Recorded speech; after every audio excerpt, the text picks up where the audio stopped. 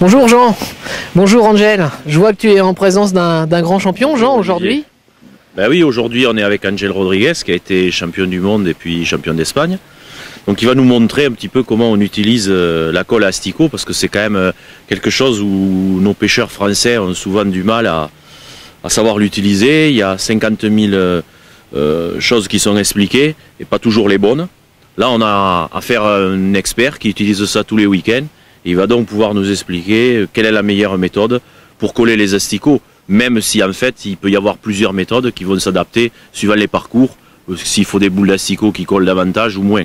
Mais il va nous montrer déjà la base pour bien coller ces asticots. Angel, si tú puedes explicar a todo cómo se hace para encolar los gusanos. Sí, bueno, el objetivo que siempre intentamos hacer al encolar el asticot es intentar adaptarlo a la pesca que vayamos a hacer. No es lo mismo hacer un asticot encolado con más fuerza o con menos. Podemos hacer una pesca con el asticot encolado para pescar en río, con mucha gravilla, mucho peso para tenerlo seguro en el fondo, o incluso hasta una pesca a la inglesa con asticot encolado que descienda muy lentamente. Il y a plusieurs méthodes pour coller les asticots, suivant qu'on va pêcher, suivant les différents parcours, ce que j'expliquais auparavant. Et donc en rivière, ils vont rajouter par exemple beaucoup de gravier pour que ça descende assez fortement et qu'il y ait du poids et que les asticots restent bien collés sur le fond. Et par contre, dans les plans d'eau ou autres, ils mettront moins de gravier. Ils pourront faire aussi un collage un petit peu moindre pour que les asticots se décollent plus vite et travaillent davantage et soient plus attractifs. ¿Tú puedes hacer ver cómo la acción para hacerlo? Sí, en este caso vamos a hacer el asticot encolado con el nuevo Magos Fish cola a la italiana. Es una cola que trabaja más lentamente, pero nos da la posibilidad de hacerlo de muchas maneras, desde muy poco que encole muy poco hasta que encole mucho, y de esta forma poder hacer la bola más perfecta, hacer que el asticot se mueva durante las 3 o 4 horas que vayamos a hacer la competición sin que se nos forme ese sudor que hace que haya que estar continuamente cambiando la forma del gusano encolado. En este caso, si lo hacemos es medianamente fácil.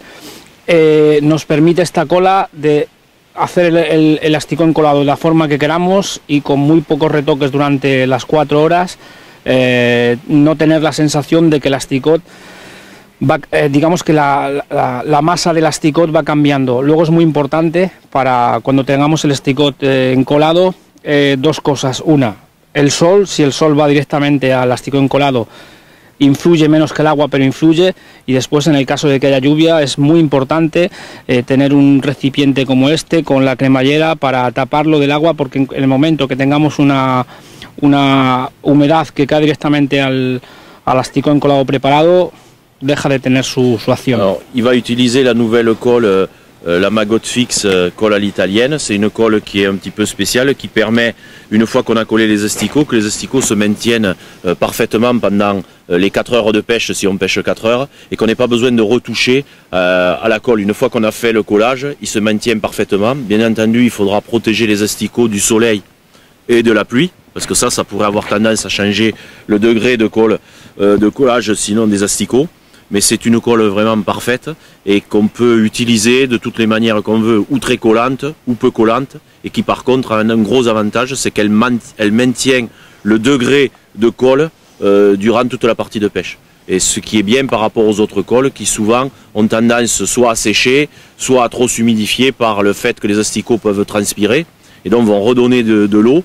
Et après ça va être trop liquide, donc on est obligé de rajouter de la colle, de retoucher sans arrêt, et ça c'est embêtant, ça colle aux mains et tout, alors que là c'est une colle en plus qui colle pas aux mains, quoi.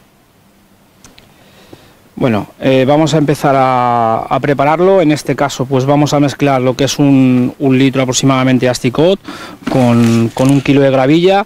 Lo primero que vamos a hacer es darle un poco de humedad y después aplicarle directamente. Donc pour 1 litre d'asticot, il va rajouter 1 kilo de gravier, ce qui est là un mélange déjà pour la rivière, hein. Ça va être déjà un mélange très lourd et il faudra mettre très peu d'humidité par-dessus.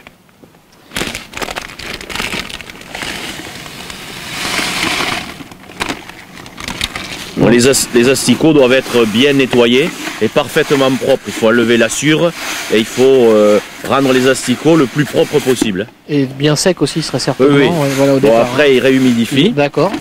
Lo humedecemos un poco. Alors, ce qui est bien, c'est d'utiliser un récipient rond dans lequel on peut faire tourner pour bien mélanger, pour rendre tout homogène, que le mélange soit bien homogène. El objetivo sería de que la mezcla sea muy similar y ahora directamente aplicar la cola. Una de las cosas más importantes a la hora de preparar la cola italiana es que debemos de hacerlo con mucha paciencia. ¿Qué quiere decir? Que primero vamos a aplicar una pequeña cantidad. Il faut pas mettre trop de quantité au départ et y aller par petites touches. Il ne faut pas en mettre de trop. Il faut prendre le temps de le faire parce qu'une fois que c'est fait, ça ne bougera plus. Digamos que es muy fácil de ver. Directamente el tacto, cuando empezamos a meter la mano, empieza a aparecer. Y ya directamente cuando el color empieza, tanto sobre la gravilla como sobre el asticot, a quedar un poco blanco, ahora debemos dejarlo reposar tranquillamente unos 10 minutos. Parce qu'il faut rajouter la colle et c'est très facile à se rendre compte quand on voit que la couleur commence à disparaître par rapport au blanc de la couleur de la colle, on commence à le voir, on voit au toucher et c'est mieux de mettre la main directement. Si ça va être suffisamment collant ou pas, il faut le laisser reposer quand même une dizaine de minutes pour que ça prenne parfaitement. Ahora mismo que empieza a desaparecer el color blanco, debemos de añadir antes de dejar reposar un poco más. Et dès qu'on voit que la couleur blanche disparaît, il faut en rajouter un petit peu parce que ça colle pas tout à fait assez et après ça va être bon. Effectivement, on la voit bien disparaître, la couleur, voilà. C'est vraiment très surprenant. Et ça, c'est le degré qui permet de connaître le degré de collage des asticots. Ahora que vemos el color, lo vamos a dejar reposar unos 10 minutos. Voilà, tant qu'on voit la couleur comme ça veut dire que bon, c'est beaucoup plus sec. Et il faut laisser reposer à peu près une dizaine de minutes parce que les asticots vont aussi transpirer un petit peu, rendre un peu d'eau. Alors que si on le fait trop rapidement et qu'ensuite les asticots rendent de l'eau, le collage il sera pas bien fait puisque ça sera trop humide. Donc il faut laisser reposer, un peu comme l'amorce d'ailleurs. Hein. En fait, ils mouillent les asticots avec du gravier comme on mouille de l'amorce et de la colle, quoi. Donc bien sûr. Le but en fait c'est beaucoup plus simple qu'on le croit et il faut aussi prendre le temps. Parce que concrètement, enfin, je pensais qu'on pouvait le faire qu'en une fois et visiblement il faut le faire en plusieurs fois, attendre que tout prenne. Comme de l'amorce, on peut le faire en une fois, mais si on le fait en une fois, l'amorce elle continue à agir, à gonfler et elle est plus tout à fait comme on l'aurait voulu. Et des fois il faut la remouiller. Et là pour les asticots c'est pareil, donc il faut laisser reposer et pour finaliser parfaitement, soit réhumidifier légèrement, soit remettre un petit peu de colle pour avoir le mélange parfait. Effectivement, c'est quelque chose de très collant, on le sent de toute façon à la main. Hein, donc c'est des choses après qu'on peut propulser. Ben ça après on peut l'envoyer soit avec une fronde si on pêche à l'anglaise, voilà. Soit le porter avec une coupelle si on pêche à la canne, soit le jeter à la main si on veut faire un peu de bruit quand la boule tombe, quoi. Voilà. Et puis suivant comment on va serrer la boule, ben elle va pouvoir être plus ou moins collante comme de l'amorce, soit éclater au contact de l'eau quand on veut pêcher à l'anglaise des poissons qui montent entre deux eaux. La boule va éclater au contact de l'eau, soit être fortement serrée pour descendre complètement sur le fond, pour maintenir les poissons sur le fond. D'accord. Donc ça c'est vraiment très intéressant. Donc là on peut presque... Ouais, tu vois, c'est comme de l'amorce en fait. L'avantage c'est que ça se mélange parfaitement et ça permet de coller, d'avoir le degré de collage qu'on veut. Y después hay una cosa muy importante con esta cola, es que la acción que tiene es que deja al asticot de moverse libremente y transpirar. De esta forma no suda y al no sudar no hace que la mezcla pierda la homogeneidad durante el... L'avantage de cette colle, c'est qu'en fait, elle laisse l'asticot bouger, donc ça va être beaucoup plus attractif.